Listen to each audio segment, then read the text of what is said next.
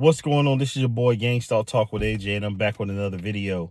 So in this video, man, I want to talk about my experiences in the workplace while being gang stalked.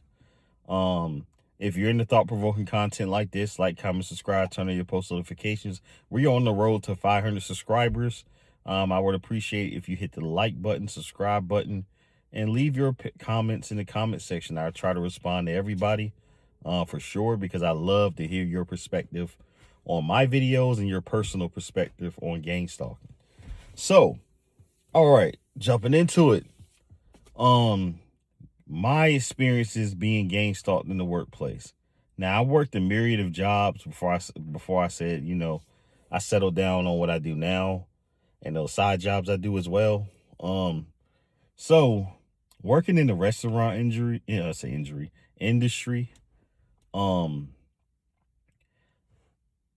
was very interesting. So it was already hard to get the job in the first place. And that was because I felt like they were putting me through hurdles to kind of get me to not want to work for them. Sometimes I'll get second and third interviews for restaurants that I shouldn't even I should have not even got a first interview for, to be honest. They'll ask me questions and that has nothing to do with the interview or the job or profession in particular. Questions I just really wasn't comfortable answering. They would also honestly, end up, now that I look back on it, they would lowball me as far as like what the salary or the hourly wage is compared to other people with experience. I was getting lowballed. It was just an overall bad experience, man, like working those type of jobs. So on these jobs, I would notice that every time I showed up to work, I would I noticed that it was always steady business when I pull up to work. But every time I got to work, it got super busy. Like, I'm talking about a lot of people would show up, and my whole shift would kind of be just like that. It would be in waves. If I'm working the drive-through, and especially if I'm in the kitchen, it will be waves of people who show up, and they will order massive amounts of food. They would, like, if I'm in the drive-through, they'll do one or two things. They'll either order the food, drive off, or intentionally pay with fake money. Or attempt to, at least. 3, they'll always come back as if if I'm in the kitchen, they'll always come back if something is wrong, even though I know I made the order right. And what happens is that the manager will play along and then have me make it over while I'm busy doing other stuff. So just doing things to kind of get under your skin, to kind of irritate you, to get you to quit. So when you quit, this is how they affect you in the workforce. When they make it hard for you at work, when you quit, they put you on a do not rehire list, which takes away job opportunity after job opportunity after job opportunity if you continue to quit. That's their goal. They want to limit every resource that you have, or everything that, every type of job opportunity you may be interested in going after. They want to take that away from you. So don't do that. Now, how do you combat this? Is to, for sure, make sure when you go into work, as a target individual, do not make friends.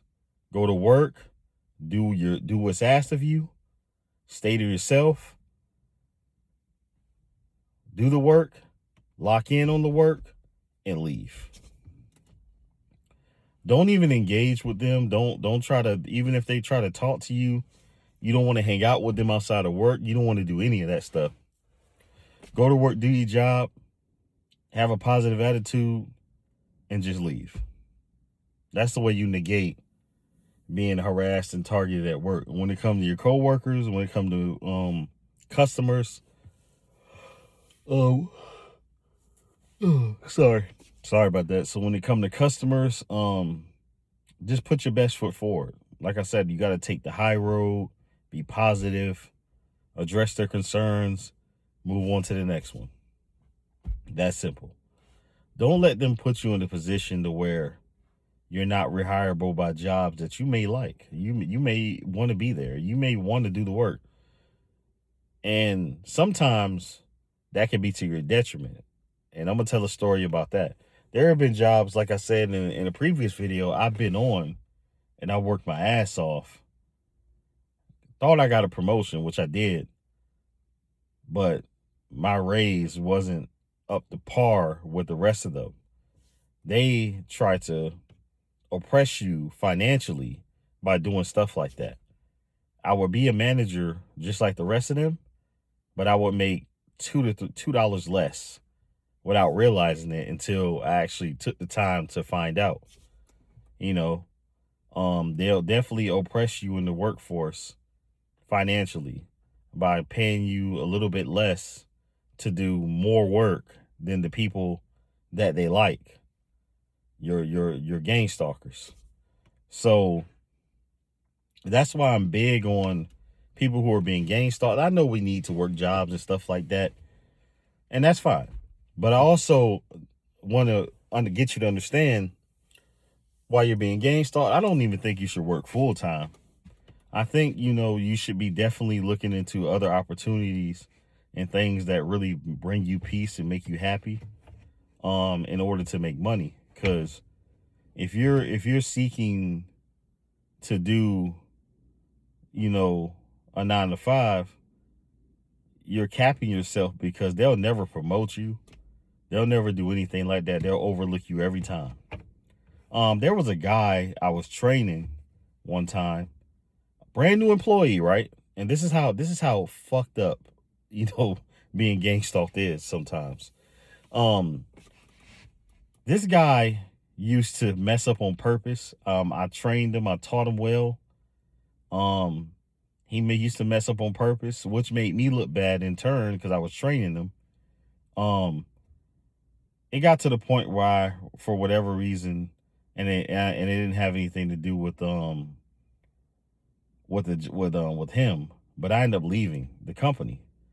So tell me why when I came back, he was a manager, and this was no more than like 2 months later. He was a manager. I'm working there. Now he's working above me now for something that was supposed to be mine. So their whole thing was to get me out of there, and they were using him as a way to irritate me to leave or to quit or put in my 2 weeks. So, and they were going to use that as a reason to promote him. So they did promote him. This guy eventually became a store manager. He went from me training him to becoming a store manager all within a year. After me working for the same company for 3 years, I couldn't get one promotion. Tells you all you need to know. People, don't depend on these jobs. If you're targeted, if you're being targeted, don't depend on these jobs. If you need a job, work part-time, never make it your main source of income. If you have a car, I would recommend using your car to make money. You're in here solo dolo. You do your own thing. You beat to your own drum. You make as much as you want, and you go home. The job can be part-time as some supplemental income to fund other things that you want to do until you can leave that job and start to build up, whatever business you want to run or whatever you want to do to make money, on a full-time basis. But being targeted, I definitely don't recommend working full-time, because if you put all your eggs in one basket and you lose it, then you're right where they want you. So that's all I got for a chosen one in this video. This is your boy Gangstalk Talk with AJ. Like, comment, subscribe, turn on your post notifications. And remember, apply all logic with no emotion. Y'all stay safe out there. Stay blessed. And I'm going to catch y'all in the next video. I'm gone. Blessings. Peace out.